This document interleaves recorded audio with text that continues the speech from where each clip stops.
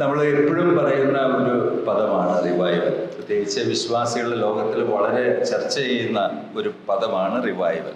Revival is an often used term among our Christian circles. റിവൈവലിനെ കുറിച്ച് വ്യത്യസ്തങ്ങളായിരിക്കുന്ന ആശയങ്ങളൊക്കെ ആളുകളുടെ ഇടയിലുണ്ട്. There are different ideas about revival among us. ഒരു മീറ്റിങ്ങിൽ പ്രതീക്ഷിച്ചതിലധികം ആളുകൾ വന്നാൽ റിവൈവൽ എന്ന് പറയുന്നവരുണ്ട്. If there is an unexpected outcome or an unexpected audience in a meeting, people usually say it's a revival. നല്ലൊരു സ്തോത്രാഴ്ച കിട്ടിയ റിവൈവൽ എന്ന് പറയുന്ന ഒത്തിരി ഗ്രൂപ്പുകളുണ്ട്. If the offering was unexpected, people term it as a revival. അങ്ങനെ നല്ല ഉച്ചത്തിൽ സംസാരിച്ചാൽ revival ആണെന്ന് പറയുന്നവരുണ്ട്. If the preaching is a little louder, people say it is a revival. പക്ഷെ അതൊന്നും റിവൈവൽ അല്ല. None of this is a revival. റിവൈവലിൽ ഇതൊന്നും ഉണ്ടാകില്ലെന്ന് നമുക്ക് പറയാനായിട്ട് പറ്റില്ല. പക്ഷെ ഏതെങ്കിലും ഒരു അടയാളം കൊണ്ട് അതൊരു തികഞ്ഞ റിവൈവലാണ് എന്ന് പറയാനായിട്ട് പ്രയാസമായിരിക്കും. Revival cannot be measured with just one sign and it cannot be said so. അനേക ദൈവമക്കളുടെ ആഗ്രഹവും പ്രാർത്ഥനയുമാണ് കർത്താവെ ഞങ്ങളെ ഉണർത്തണം, റിവൈവ് ചെയ്യണം എന്നുള്ളത്. It's the prayer and desire of many people that oh God, please revive us. ദൈവം വാസ്തവത്തിൽ തൻ്റെ ജനത്തെ സന്ദർശിച്ചാൽ, ഒരു റിവൈവൽ കൊണ്ട് അനുഗ്രഹിച്ചാൽ, അത് വരുത്തുന്ന നന്മകൾ, അനുഗ്രഹങ്ങൾ പ്രവചനങ്ങൾക്ക് അതീതമാണ്. If God visits a generation or a community with a revival, the blessings that it brings is unthinkable. എല്ലാ കാലത്തുമുള്ള ദൈവഭക്തന്മാരായിരിക്കുന്ന മനുഷ്യരുടെ ആഗ്രഹവും പ്രാർത്ഥനയും താല്പര്യവുമാണ് കർത്താവേ നീ ഞങ്ങളെ ഉണർത്തണം എന്നത്. God's people of all times and all dispensations have desired and prayed to God, oh, revive us. ഇതിന് പഴയ പുതിയ നിയമ വ്യത്യാസങ്ങളൊന്നുമില്ല. There is no difference in Old Testament or New Testament times. സങ്കീർത്തനങ്ങൾ 80:18 അവിടെയെല്ലാം നമുക്ക് ഈ വാക്യങ്ങൾ, ഈ ആശയങ്ങൾ കാണാനായിട്ട് സാധിക്കും. Psalm 80 verses 7 and 18, in these places you can see this idea. അവിടെ സങ്കീർത്തനക്കാരന്റെ ഒരു വലിയ പ്രാർത്ഥനയാണ്, കർത്താവേ ഞങ്ങളെ ഉണർത്തണം. It's a prayer by the psalmist there. Restore us, O God of hosts. അതെ, വീണ്ടും അതേ വാക്യത്തിൽ 18ാമത്തെ വാക്യത്തിൽ പറയുന്നുണ്ട്, റിവൈവസ്, ഞങ്ങളെ ഉണർത്തണം, ഞങ്ങളെ ജീവിപ്പിക്കണം എന്നുള്ള പ്രാർത്ഥന നമുക്ക് കാണുവാനായിട്ട് സാധിക്കും. Again in verse 18 you see it, revive us, Lord. ഇപ്പൊ നമ്മുടെ ഹൃദയത്തിൽ നമുക്ക് തോന്നുകയാണ്, എൻ്റെ സ്പിരിച്വൽ ലൈഫ് പോരാ, ഞാൻ അംഗമായിരിക്കുന്ന സഭയുടെ സ്പിരിച്വൽ സ്റ്റാൻഡേർഡ് വളരെ താഴേക്ക് പോകുന്നു, ആളുകളുടെ ആത്മീയ താല്പര്യത്തിലെ വ്യത്യാസങ്ങൾ വരുന്നു. ഇപ്പോൾ ജെനുവിനായിരിക്കുന്ന വിശ്വാസികളുടെ ഹൃദയത്തിൻ്റെ ഒരു കരച്ചിലാണ് കർത്താവേ നീ ഞങ്ങളെ സന്ദർശിക്കണം എന്നുള്ളത്. It's the genuine prayer of a believer who thinks that the spiritual status of my life or my family's life or my church's spiritual status is going down. That believer, if a believer genuinely feels like that, this prayer comes out of his heart. Oh, revive us, Lord. നമുക്ക് ഗൗരവമായ രോഗങ്ങൾ വന്നു, പക്ഷേ ഡോക്ടറെ കാണുമെന്ന് തോന്നുന്നില്ലെങ്കിൽ അത് വേറൊരു രോഗമായിരിക്കും. If we have a serious illness and we don't have the desire to see a doctor, that is indeed a serious illness.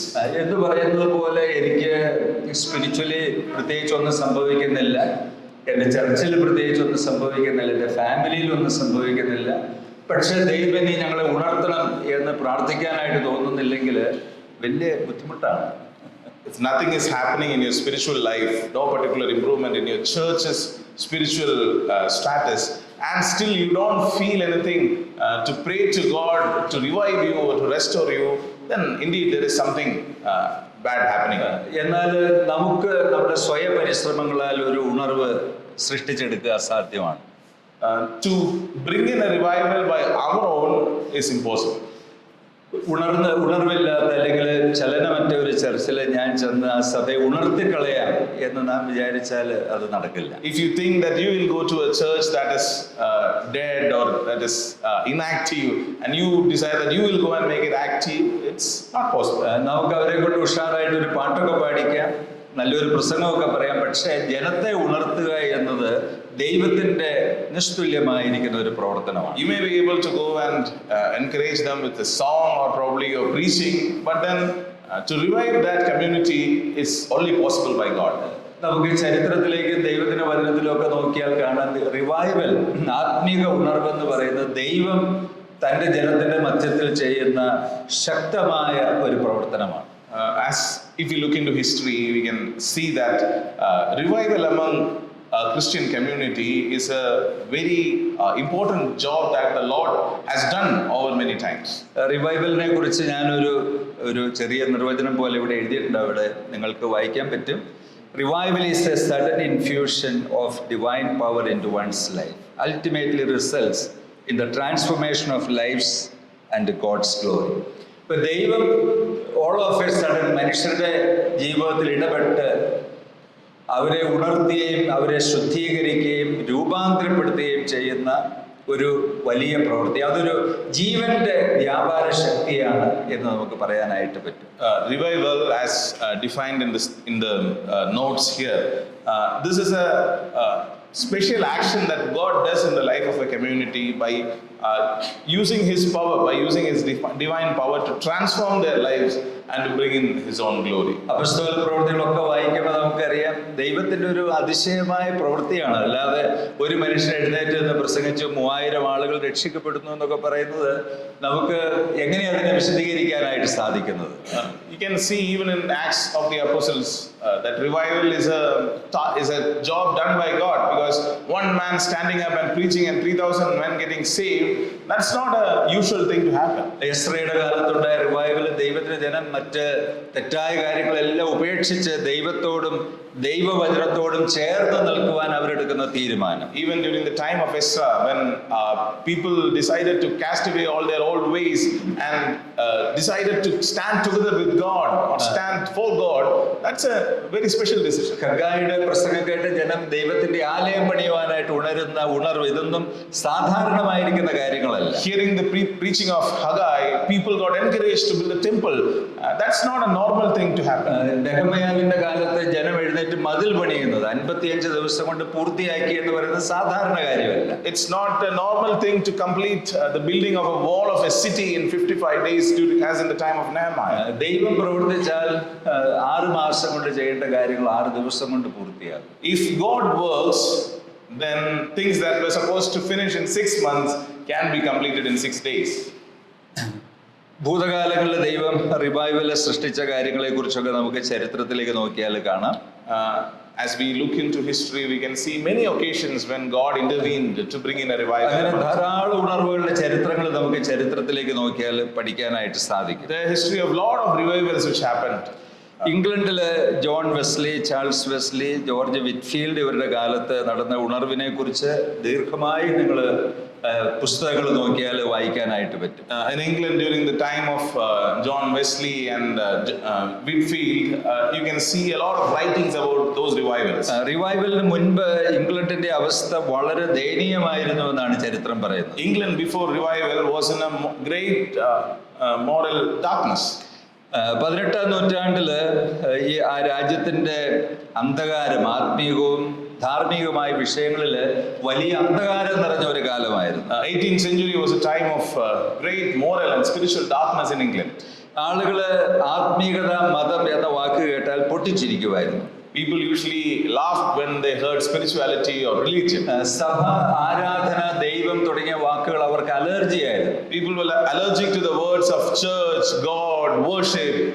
London സിറ്റിയില് ആളുകള് രാത്രിയായാൽ വേണ്ട സന്ധ്യ മയങ്ങിയാൽ ഒരു മനുഷ്യൻ പുറത്തിറങ്ങില്ല, അതിനുള്ള ധൈര്യം ഉണ്ടാകില്ല. In London city, people they feared to roam around after dark. Sports ഒക്കെ എന്ന് പറയുന്നത് വളരെ ക്രൂവലായിട്ട് ചെയ്തിരുന്ന ഒരു കാലം. Sporting events were performed in a very cruel manner. 160 കുറ്റങ്ങള് capital പണിഷ്മെന്റിന് തത്തുല്യമായിട്ട് അവർ കണ്ടിരുന്നു. Around 160 crimes were declared worthy of capital punishment. ജയിലുകള് ആളുകളെ കൊണ്ട് നിറഞ്ഞു. The prisons were filled with people. ശുശ്രൂഷക്കാര് തന്നെ ദൈവിക വിഷയങ്ങളെ അശുദ്ധമാക്കി കളഞ്ഞ ഒരു കാലം. Even the ministers of God, they profaned the holy things of God. അങ്ങനെയുള്ള ഒരു കാലത്ത് ലോർഡ് ബോലിംഗ് ബ്രൂക്ക് എന്ന് പറയുന്ന ഒരു ദൈവദാസൻ ഒരു കൂട്ടം ക്ലർജിയോട് ഇങ്ങനെ സംസാരിച്ചു. അതായത് ലോകത്തിലെ ഏറ്റവും വലിയ അത്ഭുതം എന്ന് പറയുന്നത് നിങ്ങളെപ്പോലുള്ള മനുഷ്യരുടെ കയ്യിൽ ഇപ്പോഴും ക്രിസ്ത്യാനിറ്റി നിലനിൽക്കുന്നു എന്നുള്ളതാണ് എന്ന് അദ്ദേഹം പറയാനിടയായി. And it was during that time that a man called Lord Bolingbroke, he made this statement that the greatest miracle in the world is that Christianity was surviving when it was committed to the hands of such unchristian men as you. പ്രിയമുള്ളവർ, അത് വളരെ ഷാർപ്പായ ഒരു ക്രിറ്റിസിസമാണ്. It's a very sharp criticism. ഇന്നും ലോകത്തിൽ വേണമെങ്കിൽ അങ്ങനെയൊക്കെ പറയാനായിട്ട് സാധിക്കും. Maybe today also people may say like that. ഇന്ത്യയിലെ ദൈവദാസന്മാരും ക്രിസ്ത്യൻ ലീഡേഴ്സും ഒക്കെ ഇങ്ങനെ ആയിരുന്നിട്ടും ഇത് നിലനിൽക്കുന്നു എന്നുള്ളതാണ് ഏറ്റവും വലിയ അത്ഭുതം എന്ന് പറയുന്നത്. Even in our country, even though God's people and the leaders of churches, even though they are like in the condition as of today, still the church is surviving. അതുകൊണ്ട് ഒരു രാജ്യത്തെ സ്പിരിച്വൽ ലീഡേഴ്സ്, വിശ്വാസികൾ എല്ലാവരും ഒരുപോലെയാണ് എന്ന അർത്ഥമൊന്നും അതിനകത്തില്ല. It doesn't mean that all the spiritual leaders or all the believers, Christians in a country are like that. ഇംഗ്ലണ്ടിലും നല്ല മനുഷ്യരുണ്ട്, അതുകൊണ്ടാണല്ലോ ഇങ്ങനെയുള്ള പ്രസംഗങ്ങൾ അവർ പറഞ്ഞത്. There were different types of people in England. That's why one of them said like this. ഇങ്ങനെയുള്ള ഒരു സിനാരിയോയിലാണ് ഈ മനുഷ്യൻ George Whitefield, John Wesley, Charles Wesley തുടങ്ങിയ ആളുകൾ പ്രവേശിക്കുന്നു. It was in this situation that George Whitfield, John Wesley and Charles Wesley and all took the stage. അതിനെ തുടർന്നുണ്ടായ ഉണർവ് വലിയൊരു ഉണർവാണ്. ചരിത്രത്തിൽ ഗ്രേറ്റ് അവേക്കനിങ് എന്നാണ് അതിനെക്കുറിച്ച് പറയുന്നത്. The revival that resulted is being called the Great Awakening. ഒരു മനുഷ്യൻ കർത്താവിന് വേണ്ടി നിൽക്കുകയും കർത്താവിന്റെ കരങ്ങളിൽ ഉപയോഗപ്പെടുകയും ചെയ്താൽ ഒരു രാഷ്ട്രത്തിന്റെ ചരിത്രം തന്നെ മാറിപ്പോകും. If a man is being used in God's hand, then the history of that nation will be rewritten. John വെസ്ലിയും ജോർജ് വിറ്റ്ഫീൽഡും ദൈവത്തിന്റെ വചനം എന്ന് പറഞ്ഞാൽ സുവിശേഷം വളരെ പ്ലെയിൻ ആയിട്ട് വളരെ ശക്തമായി അവർ ഇംഗ്ലണ്ടിൽ ഉടനീളം പ്രസംഗിച്ചു. George Whitfield and John Wesley, they proclaimed the gospel in a very simple and clear manner through the streets of England. വെസ്ലിയുടെ പ്രസംഗങ്ങൾ നമ്മൾ വായിച്ചാൽ ഇതുകൊണ്ട് ഇത്രയൊക്കെ സംഭവിക്കുമെന്ന് നമുക്ക് തോന്നിപ്പോകും. വെസ്ലിയുടെ പ്രസംഗങ്ങൾ വായിച്ചാൽ ഇത്ര സിമ്പിളായ പ്രസംഗം കൊണ്ട് ഇത്രയും വലിയ കാര്യങ്ങൾ സംഭവിക്കുമെന്ന് നമുക്ക് തോന്നില്ല. If you read the preachings of John Wesley, you might think that such simple preaching, how can it bring so big a result? പ്രിയമുള്ളവരെ, സുവിശേഷത്തോട് ഒന്നും ചേർക്കാതിരിക്കുക. Don't add anything to this gospel. സുവിശേഷത്തെ മികച്ചതാക്കാൻ നമ്മുടെ ഒരു അഡീഷൻസിന്റെ ആവശ്യമില്ല. You cannot make the gospel better by any of your additions. സുവിശേഷത്തെ അതായിരിക്കുന്നത് പോലെ ദൈവകൃപയിൽ ആശ്രയിച്ച് പ്രസംഗിക്കുവാൻ ധൈര്യവും സത്യസന്ധതയും ഉള്ളിടത്ത് ദൈവം തന്റെ വലിയ പ്രവൃത്തികളെ ആരംഭിക്കും. If you are honest enough to preach the gospel as it is without diluting it or adding to it, then God will work. John വെസ്ലിയുടെ പ്രസംഗത്താൽ ഇംഗ്ലീഷ് പീപ്പിളിന്റെ ഇടയിലും 30% ആളുകൾ രക്ഷയുടെ അനുഭവത്തിലേക്ക് വന്നെന്നാണ് ചരിത്രം പറയുന്നത്. Hearing the preaching of John Wesley, around 30% of all Englishmen came to faith. ഫ്രാൻസിൽ ഉണ്ടായ ഒരു വലിയ വിപ്ലവം ഉണ്ടല്ലോ, പാരീസ് കമ്മ്യൂൺ എന്നൊക്കെ അറിയപ്പെടുന്ന വിപ്ലവം പോലെ ഒന്ന് ഇംഗ്ലണ്ടിൽ സംഭവിക്കാതിരുന്നതിന്റെ കാരണം അങ്ങനെ ലഹള ഉണ്ടാക്കാൻ സാധ്യതയുള്ള മനുഷ്യർ ഇവരുടെ പ്രസംഗം കേട്ട് രക്ഷിക്കപ്പെട്ടു. അതുകൊണ്ട് അവർ വലിയ ലഹള ഒഴിവായിപ്പോയി. It is said that an event like Paris Commune in France didn't happen in England because all those people who would have been part of such a revolution, they got saved hearing John Wesley's message. വാസ്തവത്തിലെ ഇംഗ്ലീഷുകാരെ ലോകത്തിന്റെ നേതാക്കന്മാരാക്കി പിൽക്കാലത്ത് തീർത്തതിന്റെ കാരണം ഈ മനുഷ്യരുടെ പ്രസംഗങ്ങളാണ്. The Englishmen became the leaders of the world because of John Wesley's message. Charles Wesley, George Whitefield ഇവരുടെ ശക്തമായിരിക്കുന്ന പ്രസംഗങ്ങൾ രാജ്യങ്ങളുടെ തന്നെ തലവരെ മറിച്ചതായിട്ട് നമുക്ക് കാണാനായിട്ട് സാധിക്കും. The messages, the preachings of Charles Wesley and George Whitfield, they changed the outlook of nations. അവരുടെ വേദശാസ്ത്ര കാഴ്ചപ്പാടുകൾക്കൊക്കെ വ്യത്യാസങ്ങൾ ഉണ്ടായിരുന്നു. There were different doctrinal perspectives for all these preachers. John വെസ്ലിയും ചാൾസ് വെസ്ലിയും ഒക്കെ പ്യൂർലി അർമീനിയൻ തിയോളജി ഹോൾഡ് ചെയ്ത മനുഷ്യരാണ്. John Wesley and Charles Wesley were people who held on to Armenian theology. എന്നാൽ George Whitefield തികഞ്ഞ കാൽവിനിസ്റ്റ് ആയിരുന്നു. Whitfield was a pure Calvinist. പക്ഷേ ഇവരുടെ ഡോക്ടറൽ ഡിഫറൻസിന് കണക്കിലാക്കാതെ ദൈവം അവരെ അതിശയമായിട്ട് ഉപയോഗിച്ചു. God used these men in spite of their doctrinal differences. അതിന്റെ ഒരു കാരണമെന്ന് പറയുന്നത് അവരുടെ ഹൃദയം ദൈവത്തിന് മുൻപാകെ നേരുള്ളതും പരമാർത്ഥതയുള്ളതും സത്യത്തിന് വേണ്ടി നിൽക്കുവാൻ വാഞ്ചയുള്ളതും ആയിരുന്നു. One of the reasons for that was their hearts were clear and honest, and they wanted to stand for the truth. നമ്മുടെ ഡോക്ടറിൻ ശരിയാണ് എന്നുള്ളത് കൊണ്ട് മാത്രം ദൈവം നമ്മളെ ഉപയോഗിക്കണം എന്ന നിർബന്ധം. It is not necessary that God will use us just because our doctrine is correct. ചിലപ്പോൾ ചില മനുഷ്യർ ഡോക്ടറിൻ സ്വല്പം മോശമായാൽ അവരെ ഉപയോഗിക്കാതിരിക്കണമെന്നും നിർബന്ധമില്ല. It is not necessary at the same time that God will not use somebody whose doctrine is not perfect. അതിന്റെ ഒരു കാരണം എന്ന് പറയുന്നത് അവരുടെ ഉള്ളിൽ ദൈവത്തിന് വേണ്ടി എരിവുള്ള ഒരു ഹൃദയം ഉണ്ട്. The reason is that they have a heart that is burning with a desire for the Lord. ഞാൻ പലപ്പോഴും ചിന്തിക്കാറുണ്ട്, നമ്മുടെയൊക്കെ ഡോക്ടറിൻസ് വളരെ നല്ലതാണ്, പക്ഷെ എന്തുകൊണ്ടാണ് ദൈവം നമ്മളെ വളരെ ഉപയോഗിക്കാത്തതെന്ന് ചില സമയങ്ങളിൽ ചിന്തിക്കാം. I often think that our doctrine is quite strong and solid, but why is not God using us? എന്നാൽ ചില മനുഷ്യരുടെ ഡോക്ടറിൻസ് ഒക്കെ വളരെ പൂറാണ്, ഒന്നും തന്നെ അവർക്ക് അറിയില്ല, പക്ഷേ ദൈവം അവരെ കരങ്ങളിൽ എടുത്തുകൊണ്ട് നടക്കുന്ന പോലെ നമുക്ക് ചില സമയങ്ങളിൽ. At the same time, there are some other people whose doctrine is probably not very solid, and God is taking them in His hands and using them. പ്രിയമുള്ളവരെ, അതിന്റെ റീസൺ എന്ന് പറയുന്നത് ഹൃദയമാണ്. അതിന്റെ യഥാർത്ഥമായ റീസൺ എന്ന് പറയുന്നത്, The underlying reason for that is their heart.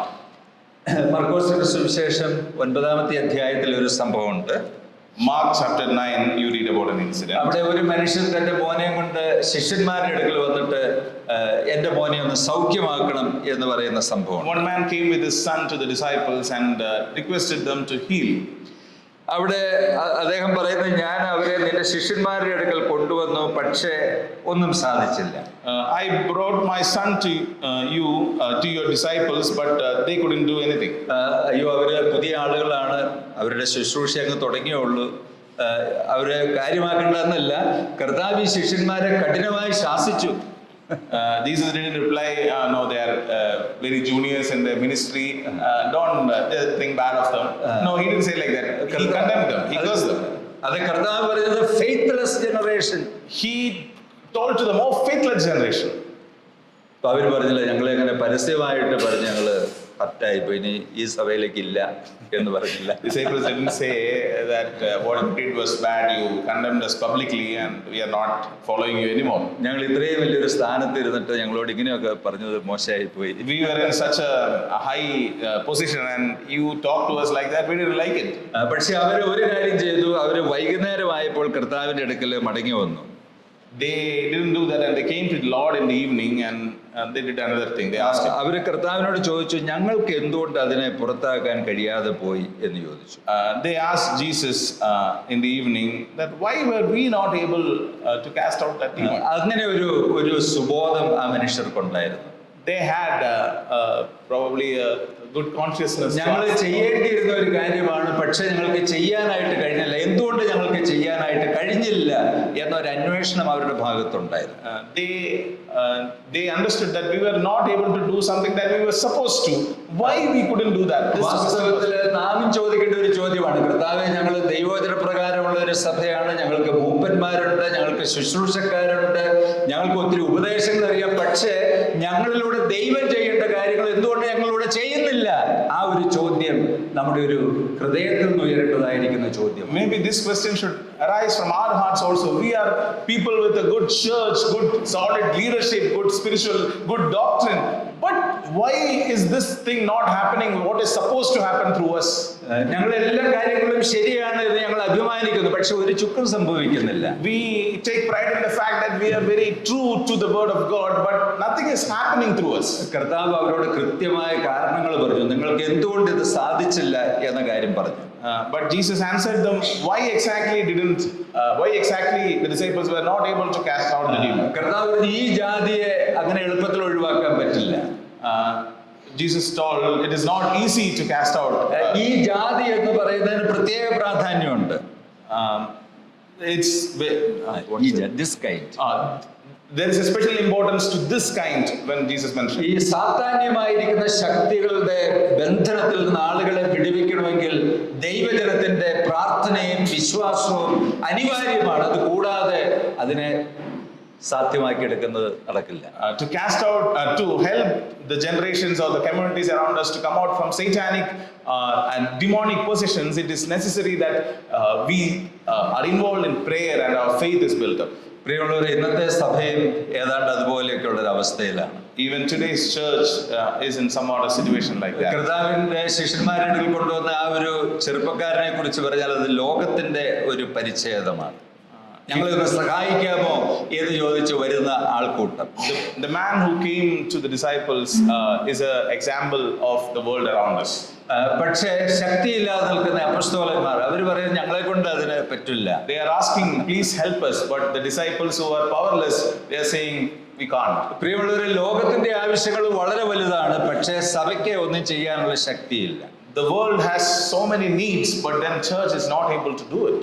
ഇതാണ് ഇന്നത്തെ സഭയുടെ ഒരു അവസ്ഥ That is the എന്ന് condition പറയുന്നത്. of today's church. പ്രിയമുള്ളവരെ, അതിന് വ്യത്യാസം വരണമെങ്കിൽ ദൈവം തന്നെ നമ്മിൽ ഒരു നല്ല പ്രവൃത്തിയെ ആരംഭിക്കണം. If it need to change, then God himself has to start a good work in us. എന്നാലാണ് ശരിയായ ഒരു റിവൈവലിന്റെ അനുഭവത്തിലേക്ക്, ആത്മീയ ജീവന്റെ ഒരു സമ്പന്നമായ അനുഭവത്തിലേക്ക് തന്റെ ജനത്തെ കർത്താവിന് കൊണ്ടുവരാൻ സാധിക്കും. Only then can we come into to an experience of revival or a filled up spiritual state. John വെസ്ലിയുടെയും ചാൾസ് വെസ്ലിയുടെയും ഒക്കെ സമയം പോലെ തന്നെയുള്ളൊരു കാലമാണ് ഈ കാലവും. Even these times are like the times of John Wesley and Charles Wesley. ഇന്നും സഭയെ കുറിച്ച് പറഞ്ഞാൽ പല കാര്യങ്ങൾ നമുക്ക് ശ്രദ്ധയോടെ കാണാൻ പറ്റും. സഭയ്ക്ക് അതിന്റെ ശക്തിയും ചൈതന്യവും നഷ്ടപ്പെട്ടു പോയ ഒരു കാലമാണിത്.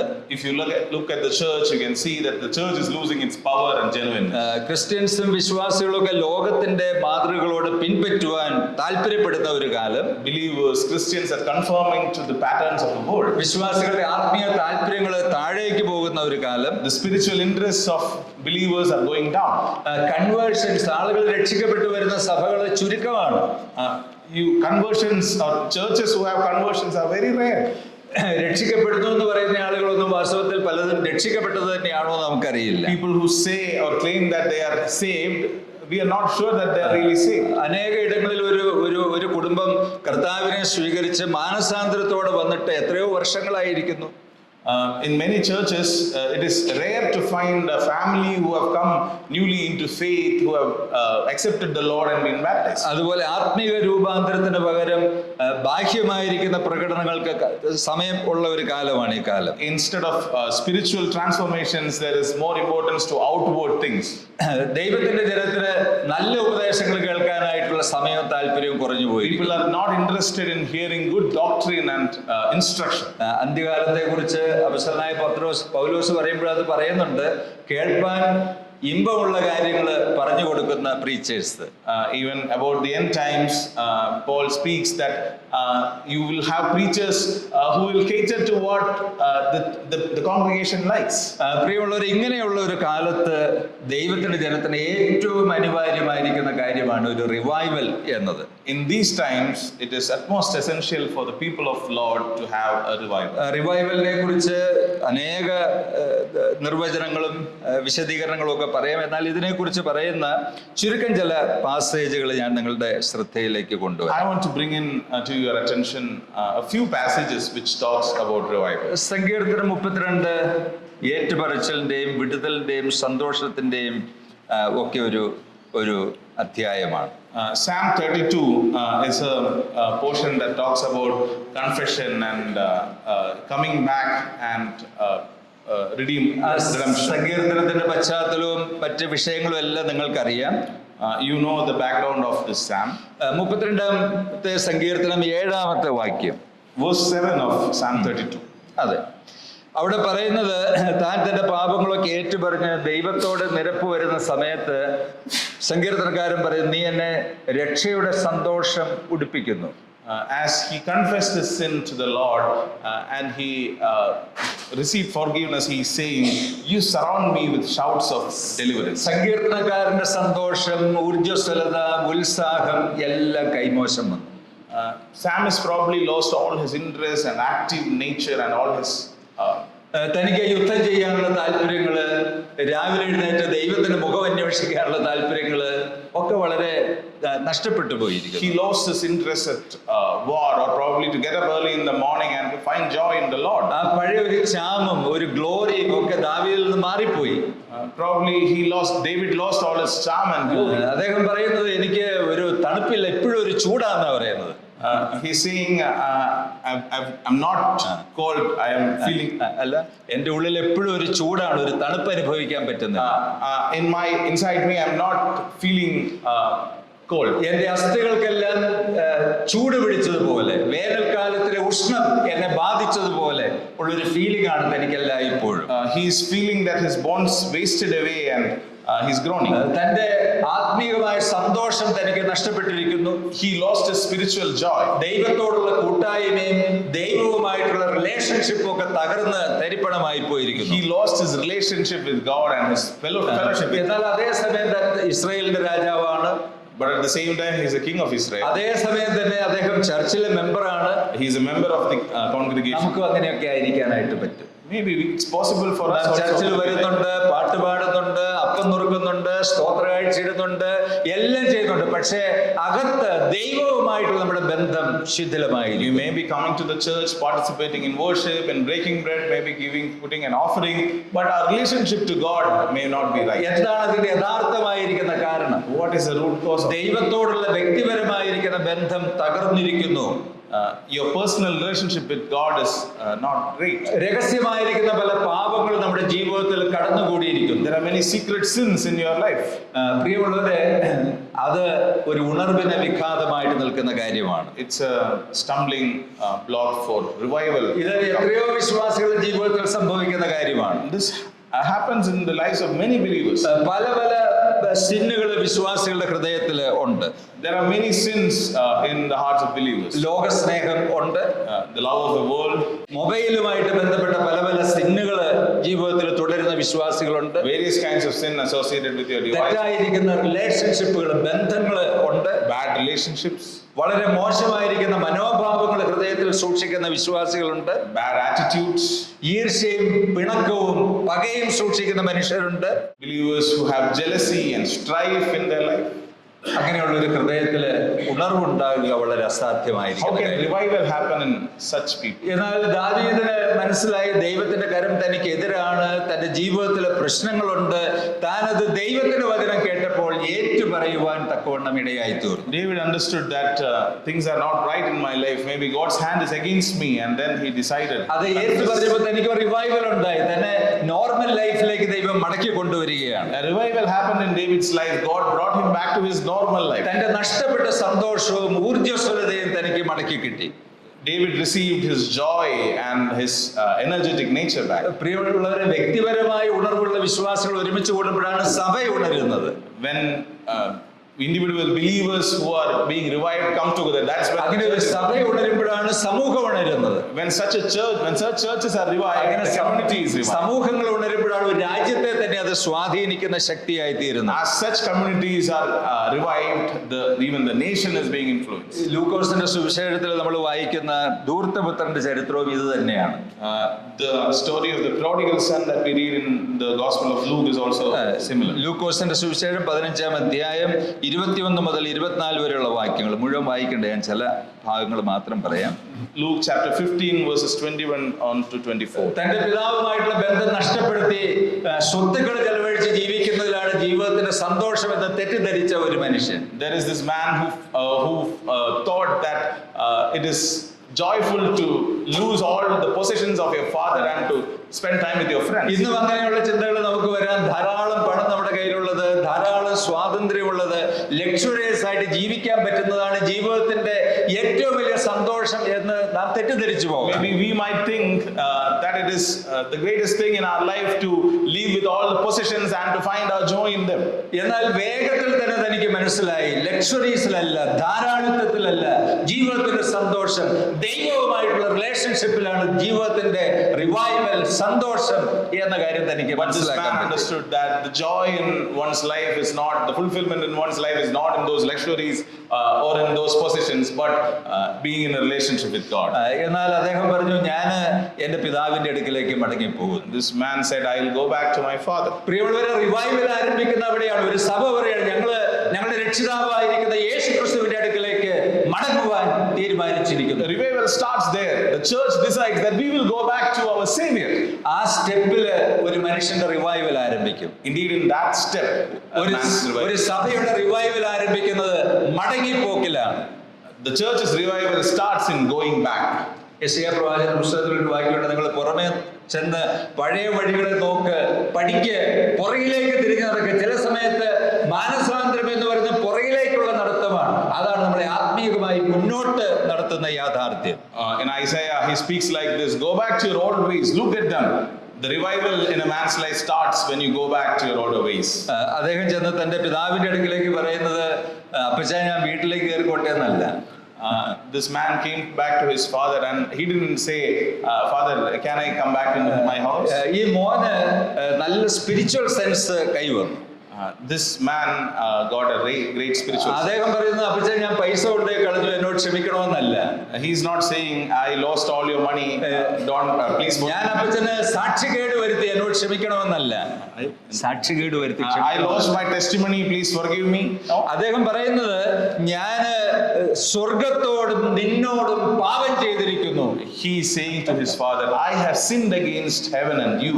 പ്രിയമുള്ളവരെ, ഈ പ്രഭാതത്തിൽ ഒരുപക്ഷെ നാം ദൈവസന്നിധിയിൽ പറയേണ്ടതായിരിക്കുന്ന പ്രസ്താവന അതാണ്. Probably this is a statement that we should make unto God today morning. കർത്താവേ, എന്റെ പാപങ്ങള് ആത്യന്തികമായി ദൈവത്തോടാണ്, ദൈവത്തിന്റെ വചനത്തോടാണ്, ദൈവിക പരിപാടികൾക്കെതിരെയാണ്. My sins are ultimately against you, O God, against your program, O God.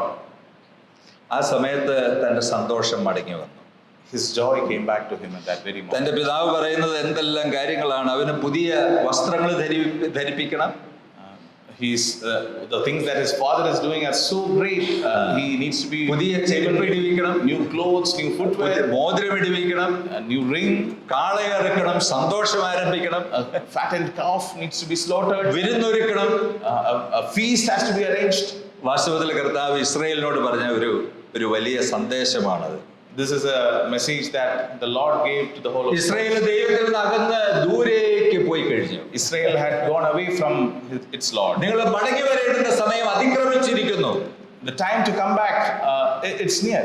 ദൈവരാജ്യത്തിന്റെ സന്തോഷം അണപൊട്ടി ഇസ്രായേലിലേക്ക് ഒഴുകാനുള്ള തടസ്സം ദൈവമല്ല, ദൈവത്തിന്റെ ജനത്തിന്റെ സിന്നാണ്. The joy of the Lord, what stops it from coming back to his people is not the Lord himself, but the sin of. പ്രിയമുള്ളവരെ, നമ്മുടെ കുടുംബങ്ങൾ കർത്താവിനോട് അടുക്കേണ്ടത് വളരെ ആവശ്യമാണ്. It's necessary that our families come closer to God. നമ്മുടെ churches കർത്താവിനോട് അടുത്ത് ചെല്ലേണ്ടത് വളരെ ആവശ്യമാണ്. Our churches need to come closer to God. വെറുതെ ഒരു ഭംഗിവാക്ക് കർത്താവെ ഞങ്ങൾക്ക് തെറ്റിപ്പോയി എന്ന് പറയുന്നതിലൊന്നും മീനിങ് ഒന്നുമില്ല. It's not enough just to say out with our words that we are wrong. എനിക്ക് തോന്നുന്നു കുറച്ച് ഹോംവർക്ക് ഒക്കെ നമ്മൾ വീട്ടിലിരുന്ന് നമ്മുടെ ഉള്ളിൽ ചെയ്യണം. Maybe we need to do some homework at പോയ കാലങ്ങളെ കുറിച്ചുള്ള ഒരു പരിശോധന നമ്മൾ നടത്തണം. We need to go back and evaluate our ways. ദൈവത്തോടുള്ള ബന്ധം എങ്ങനെയാണ്? How is our relationship with God? ദൈവത്തിന്റെ വചനത്തിന്റെ ധ്യാനം എങ്ങനെയാണ്? How is our meditation of the word? പാപങ്ങൾ എന്റെ ഹൃദയത്തെ ശരിക്കും പ്രയാസപ്പെടുത്തുന്നുണ്ടോ? Is sin really troubling my heart? ഞാൻ ഒരു habitual സിന്നറായിട്ട് അധപ്പതിച്ചിരിക്കുന്നുവോ? Am I a habitual sinner? പ്രിയമുള്ളവരെ, അങ്ങനെ ഒരു നുറുക്കം വന്ന ഒരു മനുഷ്യൻ ഒരു സഭ ക്രിസ്തുവിന്റെ അടുക്കിലേക്ക് ചെന്നാൽ അവിടെ അവരുടെ റിവൈവൽ ആരംഭിക്കും. If a broken church like this comes to the Lord, a revival begins there. വീണ്ടും മറ്റൊരു വേദഭാഗത്തേക്ക് നമ്മുടെ ശ്രദ്ധയെ ഞാൻ കൊണ്ടുവരാം. അപ്പോസ്തല പ്രവൃത്തികൾ 6-ാം അധ്യായം 1 മുതൽ 7 വരെയുള്ള വാക്യങ്ങൾ മുഴുവൻ വായിക്കണ്ട, നമുക്ക് ചില വാക്യങ്ങൾ മാത്രം വായിക്കാം. We'll go to another passage, Acts chapter 6 verses. ഞാൻ അവിടെ നിന്ന് പറയാൻ ആഗ്രഹിക്കുന്ന ഒരു കാര്യം, ഒരു ചർച്ചിലെ കാര്യങ്ങൾ പുട്ട് ഇൻ ഓർഡർ ആയാൽ ആ സഭ ഉണരും. I want to say this to you, that if the things in a church are put in order, then it will come into revival. അവിടെ അപ്പോസ്തലന്മാർ പറഞ്ഞ ഒരു പ്രസ്താവന ഞാൻ ഓർക്കുകയാണ്. അത് അവർ പറയുന്നത്, ഞങ്ങൾ ഈ പല കാര്യങ്ങൾ ചെയ്യാതിരിക്കുക നല്ലത് എന്ന് പറഞ്ഞു. ഇന്നിപ്പം ആളുകൾ പറയും ഞാൻ തന്നെ എല്ലാം ചെയ്തോളാം എന്ന് പറയുന്ന ഒരു കാലമാണ്. അപ്പോസ്തലന്മാർ പറഞ്ഞു ഞങ്ങളെല്ലാം ചെയ്യാതിരിക്കുന്നതാണ് നല്ലത്. These are times when people say we will do everything, but then in Acts chapter 6 we see the apostles saying we will not do everything.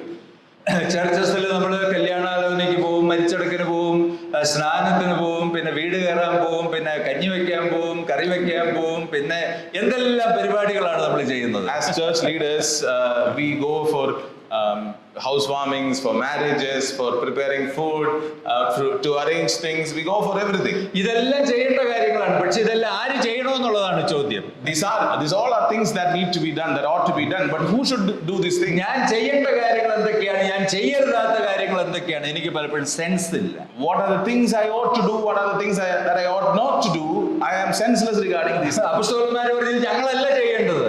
Apostles are saying here, these are not supposed to be done by us. അപ്പോസ്തലന്മാർ അത് ചെയ്തിട്ട് ദൈവം അതിനെ അനുഗ്രഹിച്ചില്ലല്ലോ. They did it, they used to do them, but then God didn't bless them. അവരെക്കാൾ മാതൃകയുള്ള ഒരു സഭയിലുണ്ടോ? ഇല്ല.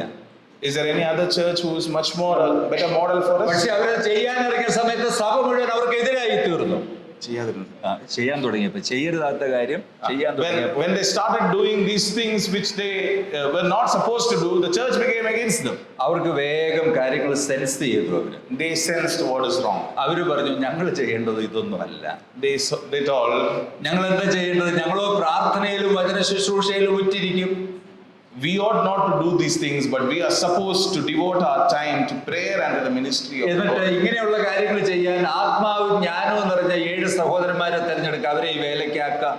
But to do these things, we are going to find people who are filled with the Spirit and with wisdom, and we are going to appoint them for this purpose. അപ്പൊ അതിനവര് പറഞ്ഞ ആത്മാവും ജ്ഞാനവും നിറഞ്ഞ മനുഷ്യർ തന്നെ വേണം ആ ശുശ്രൂഷയ്ക്ക്.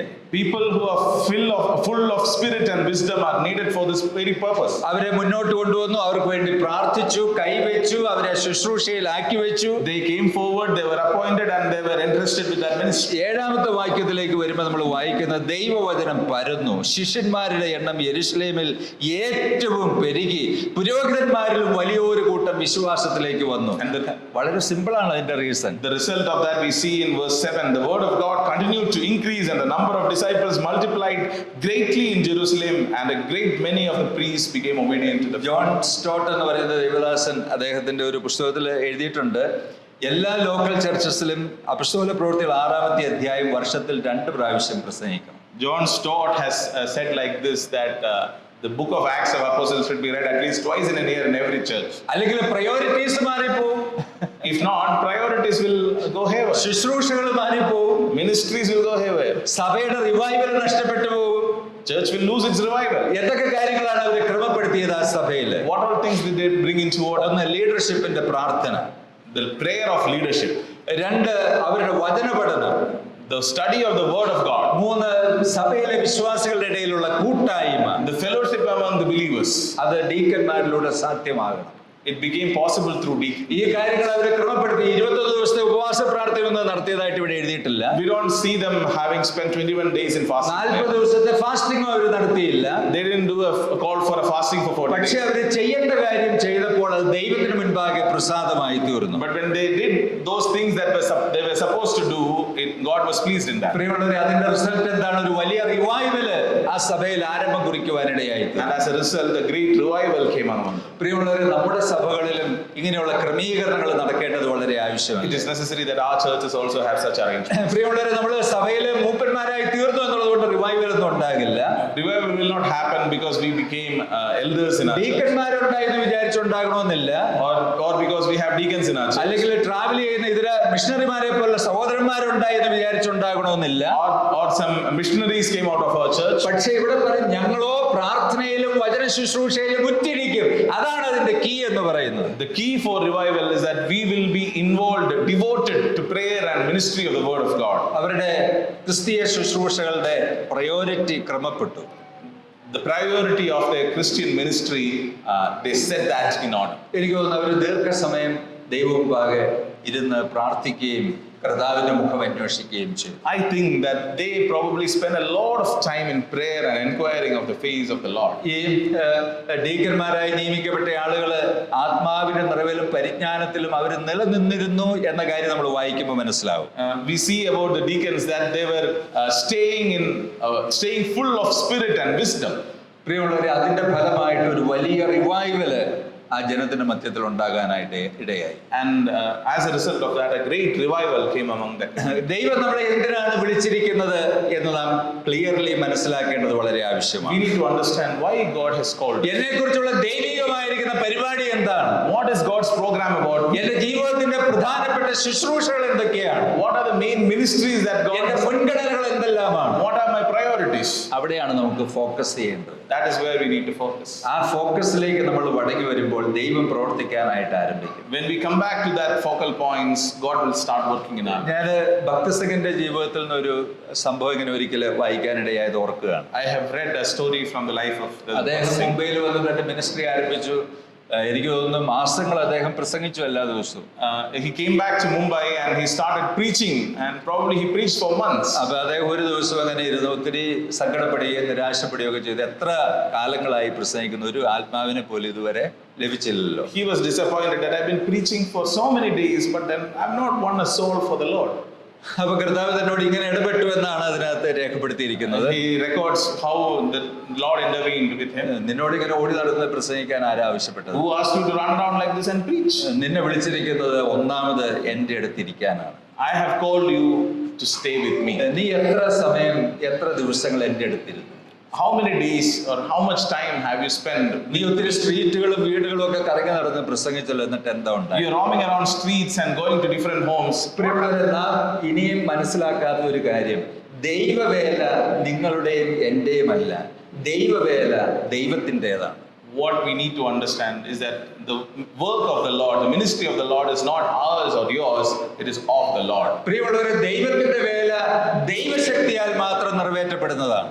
God's work is only possible by the power of God. അത് ദൈവം നമ്മുടെ ജീവിതത്തിലൂടെ പ്രവർത്തിച്ചാൽ മാത്രം സാധ്യമാകുന്ന ഒരു കാര്യമാണ്. Only if God works through us, it can be made possible. പല സഹോദരന്മാരുടെയും സാക്ഷ്യത്തിൽ ഞാൻ കേട്ടിട്ടുണ്ട്, അവരുടെ ശുശ്രൂഷയുടെ ആരംഭകാലത്ത് ഒത്തിരി ഫലങ്ങളും അനുഗ്രഹങ്ങളും ദൈവം അവർക്ക് കൊടുത്തു. Many Christian leaders, they say like this, that during the beginning of their work, God gave them a lot of results. എന്നാൽ പിന്നീട് ഒത്തിരി വർഷങ്ങൾ കഴിഞ്ഞ് അവരുടെ മിനിസ്ട്രി അത്രയും ഫ്രൂട്ട്ഫുൾ ആയില്ല. But after some years, the fruit started decreasing or they were not that effective. എനിക്ക് അതിനെക്കുറിച്ച് മനസ്സിലാക്കാൻ പറ്റിയ ഒരു കാര്യം, നമ്മുടെ തുടക്കത്തിൽ നമുക്കൊന്നും അറിയില്ലല്ലോ. One thing that I understood probably is that in our beginnings we don't നമ്മുടെ ഇന്നസെൻസിൽ നമ്മൾ ഒത്തിരി പ്രാർത്ഥിക്കും, കർത്താവേ ശക്തി തരണം, നമ്മൾ ദൈവത്തിന് മഹത്വം കൊടുക്കും, ദൈവത്തിന് വചനം താല്പര്യത്തോടെ പഠിക്കും. വർഷങ്ങൾ കഴിയുമ്പോൾ നമ്മൾ പ്രൊഫഷണൽ ആകും, പ്രൊഫഷണൽ സ്കിൽസിൽ ആശ്രയിക്കാൻ തുടങ്ങും. അപ്പൊ കർത്താവ് പറയും, ഇനിയിപ്പോ എന്റെ ആവശ്യമില്ല, നീ തന്നെ അങ്ങ് ചെയ്തോളാൻ പറയും.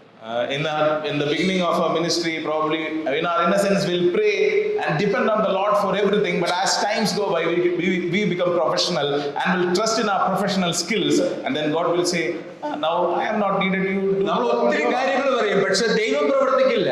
Maybe we might be saying a lot of things, but God will not be working. പ്രിയമുള്ളവരെ, സിംപ്ലിസിറ്റി ഓഫ് ഹാർട്ട്, അതിലേക്ക് നമ്മൾ മടങ്ങി. We need to come back to the simplicity of our ദൈവത്തിന്റെ വചനത്തെ താല്പര്യപൂർവ്വം ഇരുന്ന് കേൾക്കുവാനുള്ള ഒരു ചെവിക്ക് പരിച്ഛേദനയേറ്റ ഒരു സമൂഹമായിട്ട് നമ്മൾ മാറും. We need to become a community who have circumcised hearts, and we need to have a very listening ear to the Lord. ഇനിയും ധാരാളം വേദഭാഗങ്ങൾ ഇങ്ങനെ നമുക്ക് പരിശോധിക്കാനുണ്ട്. ഞാൻ വേറൊരു വേദഭാഗത്തേക്കും കൂടെ കൊണ്ടുവന്ന എൻ്റെ സമയമായി, ഞാൻ അവസാനിപ്പിക്കാം. അപ്പസ്തോല പ്രവൃത്തികൾ 11-ാം അധ്യായത്തിന്റെ 26-ാമത്തെ വാക്യം. I want to bring your attention to one last passage as my time is finishing. Acts chapter 11 verse 26. പ്രിയമുള്ളവർ, അവിടെ നമ്മൾ വായിക്കുന്നത്, അവര് അപ്പസ്തലന്മാര് പൗലോസും ബർന്നബാസും അന്ത്യോക്യയിൽ ഒരു വർഷം മുഴുവൻ ദൈവത്തിന്റെ വചനം പ്രസംഗിച്ചു. We read about Paul and Barnabas ministering in Antioch for more than a year. അതിന്റെ ഫലമായിട്ട് എന്തുണ്ടായി? വിശ്വാസികൾ ക്രിസ്ത്യാനികളായിട്ട് മാറി.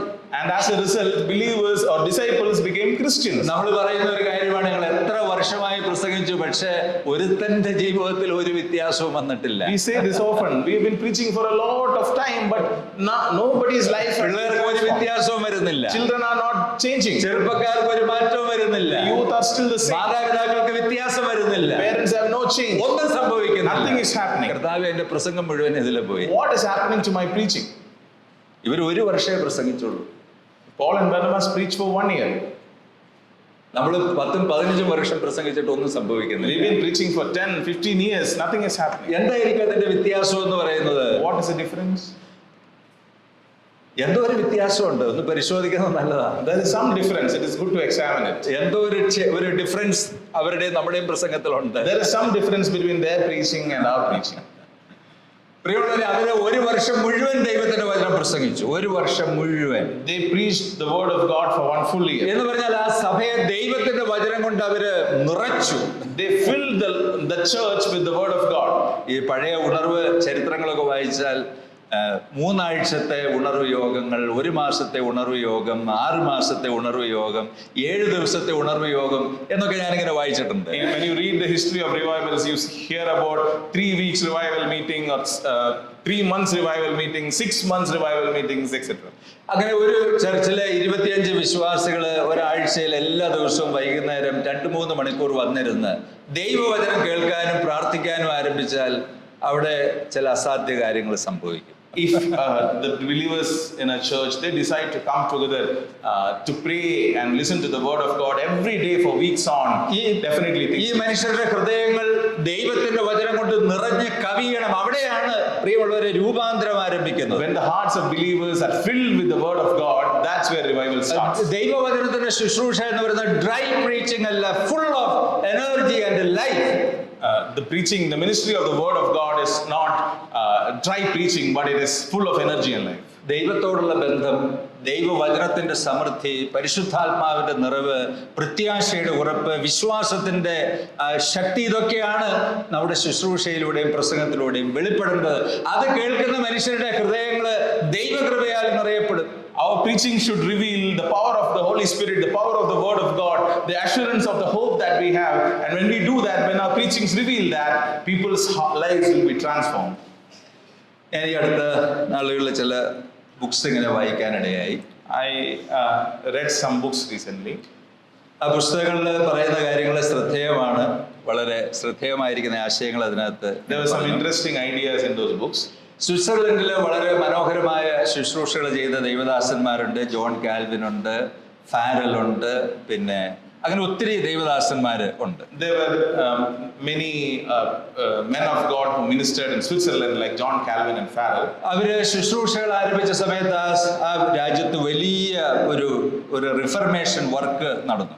Great reformation came into that country when they ministered. Reformation work നടന്നു എന്നുള്ളത് മാത്രമല്ല, 100-200 വർഷങ്ങളിലേക്ക് ആ റിഫർമേഷന്റെ ശക്തി നിലനിന്നു. The power of that reformation, the effects of that reformation stayed on. പ്രസംഗങ്ങളെ ആളുകളുടെ ജീവിതത്തെ അടിസ്ഥാനപരമായി വ്യത്യാസപ്പെടുത്തി. Their preachings changed the lives of thinking of people considerably. അവിടുത്തെ ശുശ്രൂഷ ചെയ്ത മനുഷ്യർക്ക് നമ്മൾക്ക് എന്നുള്ള ഒരു സൗകര്യങ്ങളും ഉണ്ടായിരുന്നില്ല. They didn't have all the facilities that we have today. ഞാൻ വായിച്ചപ്പോൾ മനസ്സിലായത് പാസ്റ്റേഴ്സിന്റെ വൈഫ്സ് മിക്കവാറും ഒക്കെ നല്ല പ്രായത്തിൽ മരിച്ചുപോയി.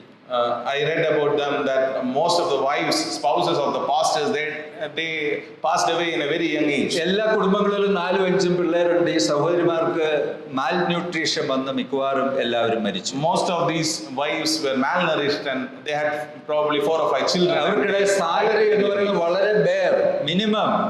മജിസ്ട്രേറ്റ്സ് ആണ് സാലറി കൊടുക്കുന്നത്. അപ്പൊ അവർ വളരെ കുറച്ചേ കൊടുത്തുള്ളൂ, ഇല്ലായിരുന്നു. Their salaries were very minimum. നല്ല നോബിൾ ഫാമിലിയിൽ നിന്ന്, ഫ്രാൻസിൽ നിന്ന് മറ്റ് പല സ്ഥലങ്ങളിൽ നിന്ന് മാനസാന്തരപ്പെട്ടു വന്ന നോബിൾ കുടുംബങ്ങളിൽ നിന്ന് വന്ന പല പാസ്റ്റേഴ്സും ഭയങ്കര കടത്തിലാണ് മരിച്ചത്. Many of the pastors who were saved from noble families in France and all and came and ministered, they died with a lot of debt.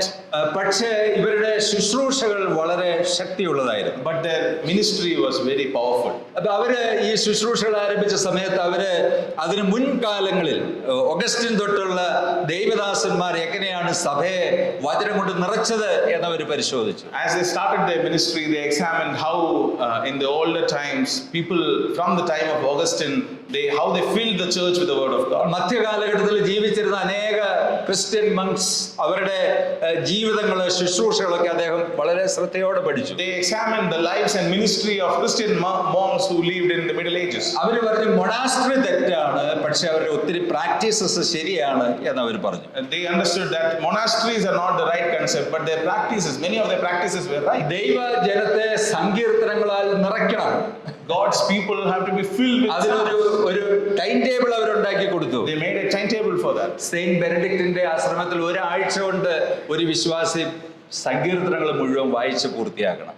In the monastery of Saint Benedict, a believer is supposed to finish all the psalms within a week. പ്രിയമുള്ളവരെ, Calvin പറഞ്ഞു ദൈവജനത്തെ സങ്കീർത്തനങ്ങളാൽ നിറയ്ക്കണം. Calvin told that the people of God has to be filled with psalms. ദൈവവചനം കൊണ്ട് നിറയണം ആളുകളുടെ ഹൃദയങ്ങൾ. God's word has to be filled in the hearts of people. അത് വെറുതെ dry ആയിട്ട് പ്രസംഗിച്ചുകൊണ്ടിരിക്കുക എന്നുള്ളതല്ല. There is no point in preaching in a dry manner. ആളുകളുടെ ഹൃദയം ശരിക്ക് എന്താണ്, കത്തി ജ്വലിക്കണം. the hearts of people need to be burning for the Lord. ഹൃദയങ്ങള് ദൈവകൃപയാലും വചനത്താലും നിറയുമ്പം രൂപാന്തരം വളരെ എളുപ്പത്തിൽ സംഭവിക്കും. When the hearts of people are filled with the grace of God and the word of God, revival will indeed happen. നമ്മുടെ സങ്കീർത്തന ധ്യാനം എന്ന് പറയുന്നത് ഞായറാഴ്ച ഒരു ദിവസം നമ്മൾ ധ്യാനിക്കും. We meditate on Psalms probably for a 15 minutes. അപ്പൊ അത് നമുക്കൊരു 10-15 minute ധ്യാനമാണ്. It lasts for around 15 minutes. പക്ഷെ ആ ധ്യാനത്തില് മിക്കവാറും നമ്മുടെ ഉള്ള സന്തോഷം പോകും. Maybe probably while we meditate during that time our അങ്ങനെ joy is also lost. Fresh thoughts ഒന്നും ആയിട്ടല്ലല്ലോ ആരും വരുന്നത്.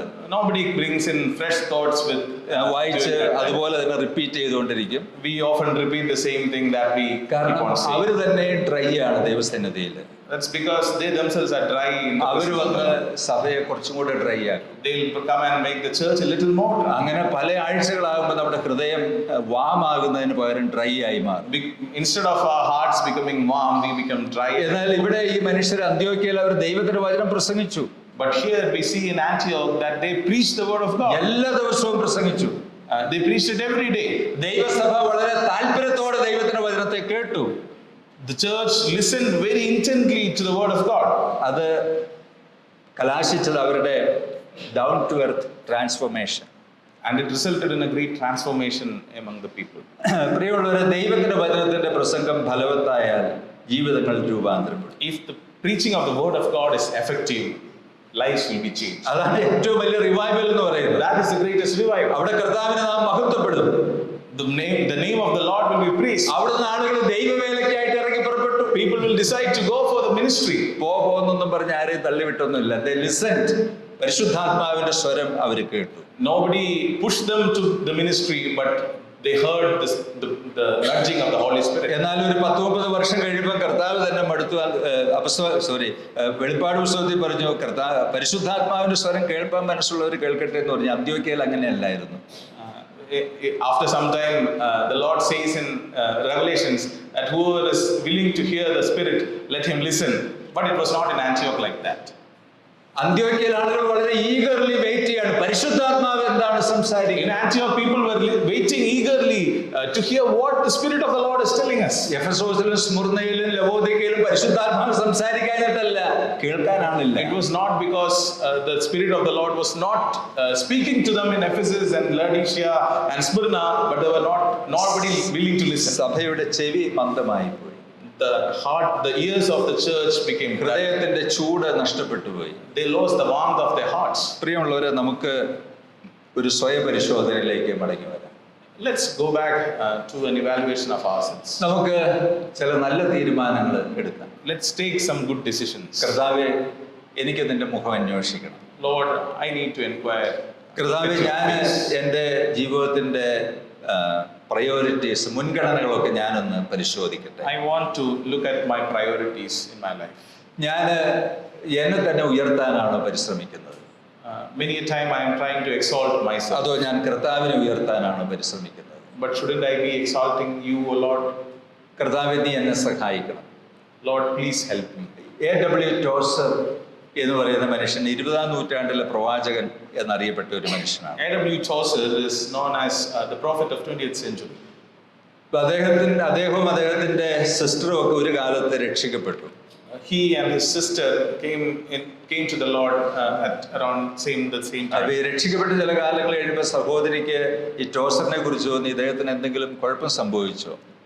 After some time of getting saved, the sister thought about Tozer. What happened? അദ്ദേഹം ഇങ്ങനെ രാവിലെ തോറും എഴുന്നേറ്റിരുന്ന അനേക സമയം ദൈവവചനം ഇങ്ങനെ വായിക്കുകയും പ്രാർത്ഥിക്കുകയും കരയുകയും ഏറ്റുപറയുകയും ഒക്കെ ചെയ്യും. Tozer is getting up every morning and spending time in the presence of the Lord, reading the word of God, praying and crying. അതാണ് ടോസറിനെ മറ്റു മനുഷ്യരിൽ നിന്ന് വ്യത്യസ്തനാക്കി തീർത്ത കാര്യം. That was what kept Tozer different from others. അദ്ദേഹം പറഞ്ഞു, സഭയ്ക്ക് വേണ്ടത് പ്രവാചക ശബ്ദമാണ്. He said that the church needs the voice of a prophet. സഭയ്ക്ക് വേണ്ടത് പ്രോഫറ്റ്സിനെയാണ്. Church needs prophets. ആളുകളെ ഉണർത്തുന്ന, People who will ആളുകളെ ഉത്സാഹിപ്പിക്കുന്ന prophets. ദൈവത്തിന്റെ വചനത്തിന്റെ ശക്തി ആളുകളെ അനുഭവിക്കണം. People should taste the power of the word of God. പ്രിയമുള്ള ഒരു കൺഫെഷനിലേക്ക് നമ്മുടെ ജീവിതങ്ങളിൽ നിന്ന് ആളുകൾ മൂവ് ചെയ്യണം. let our lives move into an experience of നമ്മുടെ ഹൃദയങ്ങളെ നാം പരിശോധിച്ചാൽ നമുക്ക് ഏറ്റുപറയാൻ ഒത്തിരി കാര്യങ്ങൾ കാണും. There are many things to confess before the Lord if we examine our lives. ദൈവത്തിന്റെ വചനത്തെ താല്പര്യപൂർവ്വം ധ്യാനിക്കുന്ന, പഠിക്കുന്ന, അതിന് സന്തോഷമുള്ള ഒരു അനുഭവത്തിലേക്ക് നാം മടങ്ങി വരേണ്ടത് ആവശ്യമാണ്. Let's return to an experience where we will meditate the word of God with an intent and find joy and peace in that. ഒരു ഫെയ്ത്ത്ഫുൾ പ്രയർ നമുക്ക് ആവശ്യമാണ്. We need a faithful prayer. ഈ ചാൾസ് ഫിന്നി അദ്ദേഹം attend ചെയ്തുകൊണ്ടിരുന്ന ചർച്ചിലെ മൂപ്പന്മാരോട് പറയുമായിരുന്നു, നിങ്ങൾ ദൈവത്തെ ഓർത്ത് എനിക്ക് വേണ്ടി പ്രാർത്ഥിക്കരുത്. Charles Finney used to tell the leaders of his church, please don't pray for me. അതിന് അദ്ദേഹം പറഞ്ഞു, നിങ്ങൾ എന്തോരം വർഷമായി പല കാര്യങ്ങൾ പ്രാർത്ഥിക്കുന്നു, ഈ ചർച്ചിൽ ഒന്നും സംഭവിക്കുന്നില്ലല്ലോ. He said to his leaders, you've been praying for long for many things, but nothing is happening in this church. അതിന്റെ കാരണം ദൈവം നിങ്ങളുടെ പ്രാർത്ഥന കേൾക്കുന്നില്ല, അതുകൊണ്ട് നിങ്ങൾ എനിക്ക് വേണ്ടി പ്രാർത്ഥിക്കരുത്. That means that God is not hearing your prayer, so please don't pray for me. നമ്മുടെ ഒത്തിരി പ്രാർത്ഥനകളെ കുറിച്ച് ഞാൻ ചിന്തിക്കുമ്പോൾ നമ്മൾ പ്രാർത്ഥിച്ചു കഴിയുമ്പോൾ പ്രാർത്ഥിച്ചു എന്നുള്ള സന്തോഷം, പക്ഷെ ഒന്നും സംഭവിക്കണം നമുക്ക് നിർബന്ധമില്ല. Many times our prayers are also like that. We pray and probably we are happy because we prayed, but nothing is happening. ഏലിയാവ് പ്രാർത്ഥിക്കാനിരുന്നപ്പോൾ അങ്ങനെ ആയിരുന്നില്ല. But it was not like that when Elijah prayed. ഏലിയാവ് പ്രാർത്ഥിക്കാനിരുന്നപ്പോൾ തന്റെ ബാല്യക്കാരനോട് നീയും കൂടെ വായിരിക്കുക എന്ന് പറഞ്ഞ് അദ്ദേഹത്തെ ഇൻവൈറ്റ് ചെയ്തില്ല. അദ്ദേഹത്തിന്റെ ബാല്യക്കാരനെ കൂട്ടത്തിൽ വിളിച്ച് പ്രാർത്ഥിപ്പിച്ചില്ല. Elijah didn't invite his servant to come together with him and pray. അദ്ദേഹം ഇരുന്നു പ്രാർത്ഥിച്ചു, മഴയ്ക്ക് വേണ്ടി പ്രാർത്ഥിക്കുകയാണ്. Elijah is sitting and praying for the rain. ഒന്ന് പ്രാർത്ഥിച്ചു, prayed once. അദ്ദേഹം ഒരു റിസൾട്ട് പ്രതീക്ഷിക്കുന്നുണ്ട്. He is expecting a result. തന്റെ ബാല്യക്കാരനോട് പറഞ്ഞു പോയി നോക്കിയെന്ന് പറഞ്ഞു. He asked the servant to go and look. ഒന്നും കണ്ടില്ല. Didn't see anything. വീണ്ടും പ്രാർത്ഥിച്ചു, നോക്കാൻ പറഞ്ഞു. അങ്ങനെ 7 വട്ടം പ്രാർത്ഥിച്ചു. Happened for 7 times. 7ാമത്തെ പ്രാവശ്യം റിസൾട്ട് ഉണ്ടായി. 7th time a result happened. നമ്മൾ എന്തിനാ ഈ പ്രാർത്ഥിക്കുന്നത്? Why are we praying? പ്രാർത്ഥിച്ചു എന്ന് വരുത്താനാണോ? Just for the sake of praying? പ്രാർത്ഥിക്കുമ്പോൾ ഒരു സന്തോഷം ഉണ്ടാവും കേട്ടോ, ഇല്ലെന്നല്ല, അവൻ ആ സന്തോഷം മതിയോ? When we pray, we are happy, we are joyful, but is that enough? അതിനൊരു ആൻസർ വേണ്ടേ? Don't you need an answer for your prayer? Answer ഇല്ലാത്ത പ്രാർത്ഥനകൾ എനിക്ക് ഭയങ്കര വിഷമാണ്. Answerless prayers are not a great thing, and I am sad about that. പ്രിയമുള്ളവരെ, നമുക്ക് ഉത്തരം വേണം. We need answers. ഒന്നുകിൽ യെസ് വേണം, either an yes അല്ലെങ്കിൽ നോ വേണം, or a no, അല്ലെങ്കിൽ വെയിറ്റ് എന്നുള്ളൊരു വാക്ക്, or wait. എന്തെങ്കിലും ഒരു ഉത്തരം നമുക്ക് ദൈവത്തിന്റെ പക്കൽ നിന്ന് വേണം. You should get an answer from the Lord. ദൈവം നമ്മളെ അനുഗ്രഹിക്കട്ടെ. May God bless us. വലിയ റിവൈവൽ തന്ന് ദൈവം നമ്മളെ ഉഷാറാക്കട്ടെ, ഉത്സാഹിപ്പിക്കട്ടെ. May God encourage us and enrich us with a great revival among us.